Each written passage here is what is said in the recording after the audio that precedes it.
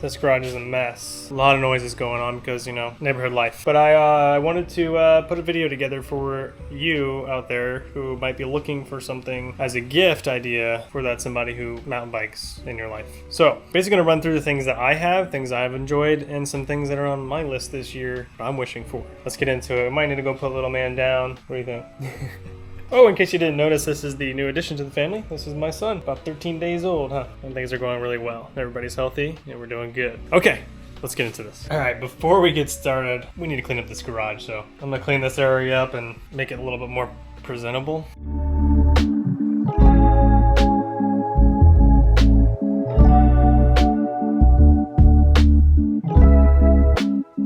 Okay, I think that's decent enough.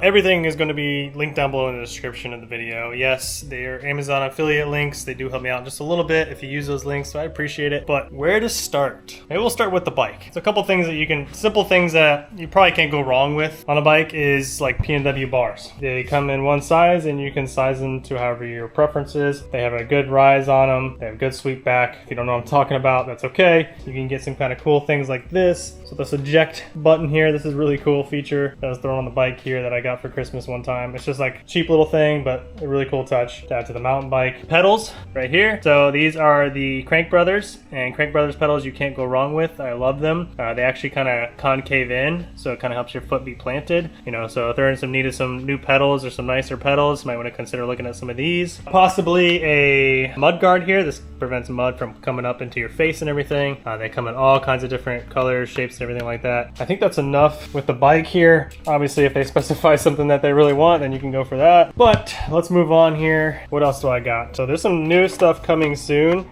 That's why I have a bottom bracket here. I actually bought these as well. This is actually good to have. These are all little tiny nuts and bolts that are typically found on mountain bikes because things come loose on mountain bikes. So good to have. All right, tools. Let's talk about tools. So this I bought recently. This is a torque wrench, and it actually works phenomenal. It's actually a very decently affordable torque wrench on Amazon, and it has been fantastic. I love it. It's a really cool green color as well. Yeah, comes with everything you need here in the kit. I've had no issues with it. It's worked flawlessly so far. When it comes to mountain bikes, you want things to be torqued to spec. You want it to look good. You want it to look good. You don't want it to break. You don't want it to break. So you want things to be torqued to spec. If you over torque things can snap. Bad news. So that's a really cool tool. Some people might not buy themselves. So there you go. And then the kit that I have been using as like a main tool kit is this cyclist kit.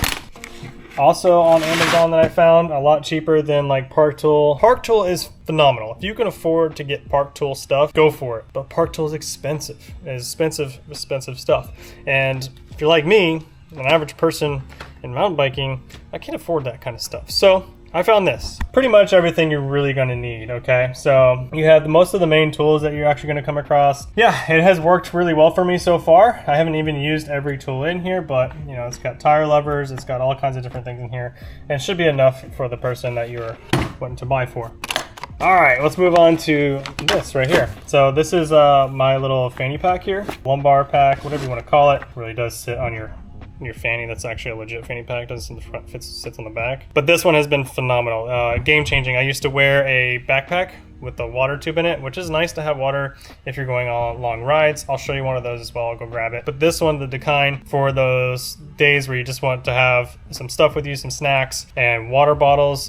This is nice and light. You barely notice it's even there. It'll go back here if you're not familiar. But you can hold 2 water bottles on this. Sorry, in addition, say if your bike actually holds a water bottle, you can technically hold 3 water bottles with this and still be pretty lightweight. Pretty nice. Got a bunch of different pockets in here. I keep multi-tool in here. All right, so another cool gift idea is to get a mountain bike multi-tool. If they don't have one of those already, I keep this in here. This is a pressure gauge, also a really cool tool to have, so you can dial in your tire pressure. Tire levers in here, and I do keep a tourniquet in here, a cat tourniquet, a legit tourniquet, just in case. Yeah, that's a really bad day, but you know, I like that peace of mind. And all that fits in there really nicely, and I can put a couple snack bars in there, no problem. I put my keys in here.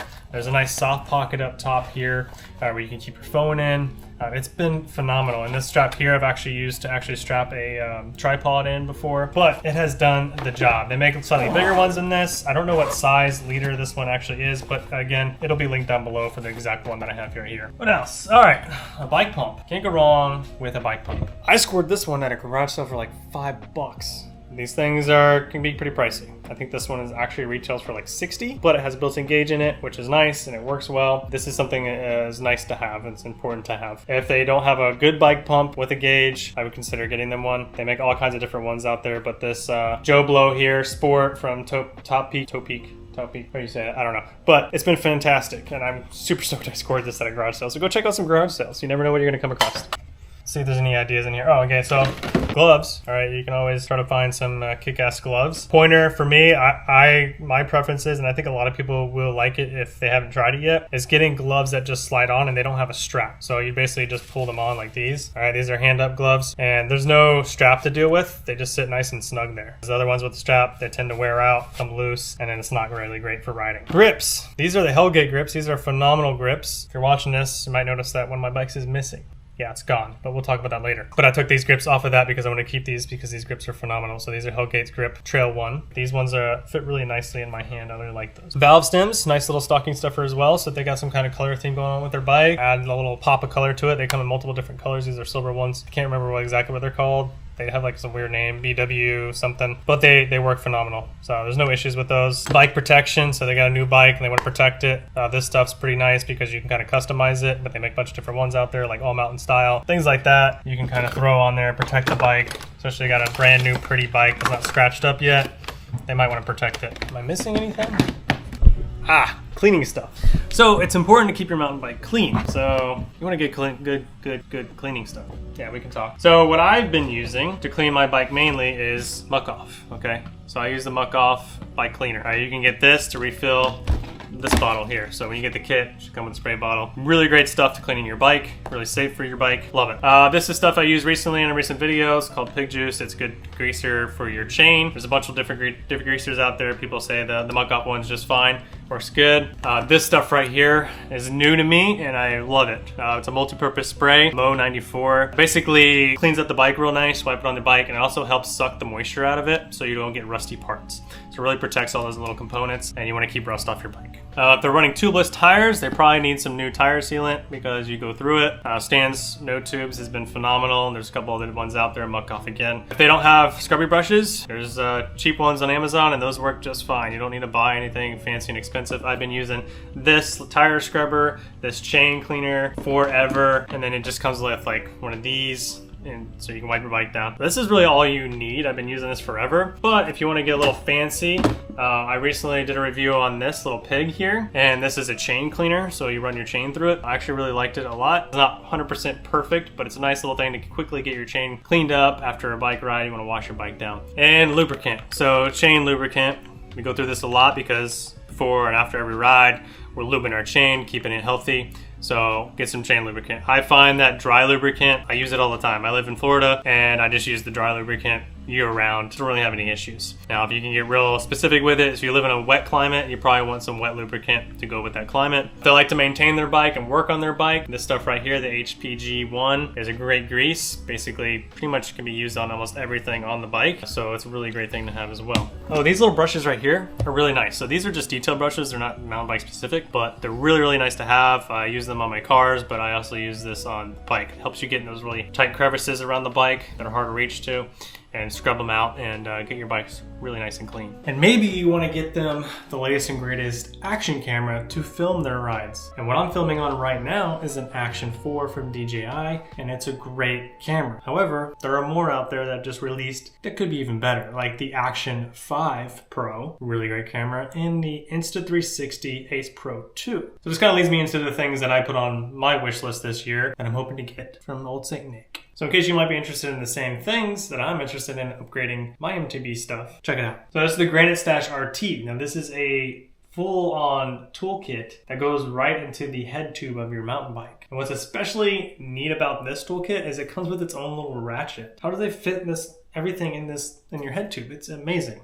what they're doing in the mountain bike community. And then you can go like MTB tire repair kits. Can't go wrong with those either. I've actually never had to use one, but I know that one day I'm going to wish I had it. But they make them in these really nice compact sizes here. I came across these KOM ones. Really slim feature here to plug your tires in case you get a really bad gash in it and that your sealant is not going to seal it. You might want something to plug it up so you can continue riding and not have a bummed out day. Another thing on my list is this mud guard. Just to give a little bit more of a fender on there, and I kind of like the way it looks. You know, extra cool points, but yeah. And I'm also looking at one of these towy toe straps so I can help my daughter up the mountains on the climb. So you kind of just hook it to your bike and then hook it to the front of their bike, and it gives them a little assistance up the hill. Also, you can get one of these if you have an e-bike and you want to help your friends up the hill, or if your buddy has an e-bike and be like, hey man, hook up my toe strap to it so you can help me up the mountain with your nice fancy e-bike that I can't afford. You suck. But anyways, that's pretty much my Christmas list as far as MTB things go. But yeah, back to me in the garage. All right, we're moving along pretty well here. Oh, and here's that Camelback I was talking about earlier. Plenty of storage on this thing. And there's a water pouch that goes in here so you can have some water. Can't remember how many liters this one is as well, but Camelback meal. That was great. I used that for a long time, but here before it's really hot, freaking sweaty as hell on my back, and I don't ride long enough here to justify it with the other bag, so I use the other bag all the time. Let's move into safety. Now these right here were my first knee pads. Now some people don't ride with knee pads. You're ballsy if you don't ride with knee pads, because I did that one time and smacked my knee pretty good, and that hurt.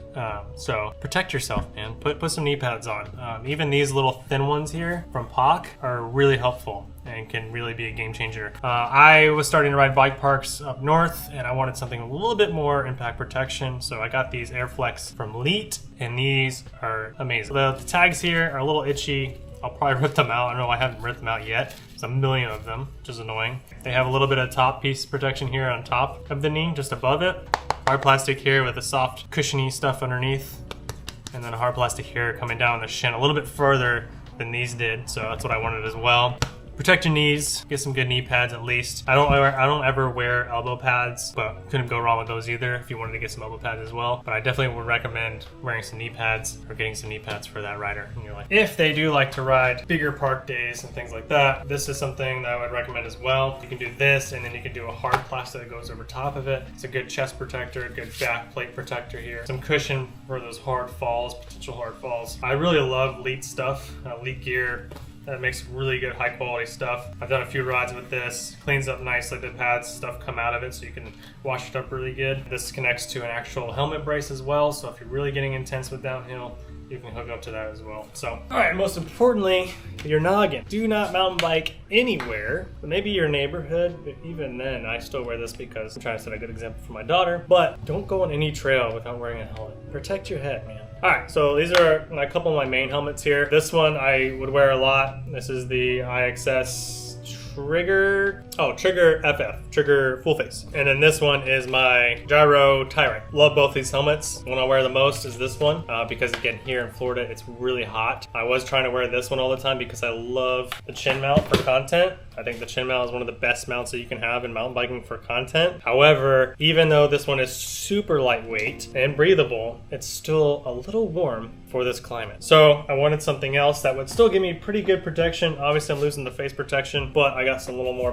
protection on the sides, and the Gyro Tyrant is kick-ass. I love this helmet. If they ride a lot of downhill or in a cooler climate and want to have that full protection, the IXS Trigger is a badass helmet. I love this helmet. It's crazy light. It's downhill rated. Put some goggles on here. I do have some goggles that I love. And that's these Smith optics here. Chroma Pop. Yeah, this Chroma Pop frame right here. These are sick. They like really open up some visibility on the trails. Like everything is so much more vibrant. I love these. These are awesome. Got to get the cool look points. Bonus looking cool. That's the most important. I mean, why else do it, right? Let me bring you over to my first ever helmet. This is the Bell 440. What I loved about this helmet, now it's simple, it's obviously got plenty of airflow. It's a nice helmet, nice basic helmet. But the best feature about this Bell helmet and a lot of other Bell helmets is this sweat thing here. So they put this little sweat collector right here, and it literally collects sweat, and you see it drip off in front of your face without on your face. So it really does a really good job of collecting that sweat and getting rid of it without affecting you and getting in your eyes and everything like that. So one of the best features I think Bell has ever done with their helmets is that. And before we get done with helmets, a good thing to consider is if the person you're buying for also creates content, also likes action cameras attached to them. How are they going to attach it to their helmet? Do they like to do chest mount, or do they like to attach it to a helmet? If they like the chin mount right there, it's possible to do it here. It's possible to do it on top of the helmet. Here, it's possible to do it right here under the visor. This one, I have not done it yet. So I basically just ride chest mount now. So yeah. All right, now let's say that you have a little Grom, right? You got your daughter in it, you got your son in it, and you need a new helmet, or you're trying to buy a helmet for that little shredder. This Smith helmet fits awesome. All right, we've gone through so many different child's helmets that just don't fit right. They'll be slanted off, they won't be snug, and we've done everything that we're supposed to do to get it snug. It's not a fault of ours, it's the way the helmet's designed. Didn't really fit our head right, it would be pushed back like this, and it's like that kind of defeats the purpose. But as soon as we bought this Smith Wilder Jr., right there, it's fit phenomenal. So Smith really put a lot of effort into this to make sure that it's going to fit their little heads properly and keep them safe. So really love this. If my daughter starts getting a little bit more extreme with things, definitely gonna look into a full face for her. But for basic rides to the trails, really nice helmet, great option from Smith. Well, I think that might be it. Maybe a bike stand? Bike stands are great. Scored this for like 20 bucks at like an Aldi's. I don't know if you know what Aldi's is, but it's a grocery store. It's worked just fine. It's not the most amazing one, but it's worked. But yeah, they kind of go up in price, obviously pretty drastically from there. But if they don't have a bike stand's game changing for working on your bike, cleaning your bike. It's kind of like a must have in the mountain bike realm. So yeah, I think that's it. If you have any ideas, leave them down below in the comment section. I appreciate you hanging out with me today. Some more videos coming soon. Obviously I got little man here, so it's kind of pulling my attention away, but I'm still gonna try to crank out some videos for you guys. Do some more content like this. I think you guys are really enjoying this content where it's kind of just, we're just chilling. We're gonna talk about where my Canyon went, because it's gone. So if you stayed this long, you now know that my Canyon Spectral has been sold, and I'll tell you later why I sold it, and I have some plans coming for the Ripley, some upgrades coming soon. So we'll see you in the next one. Peace.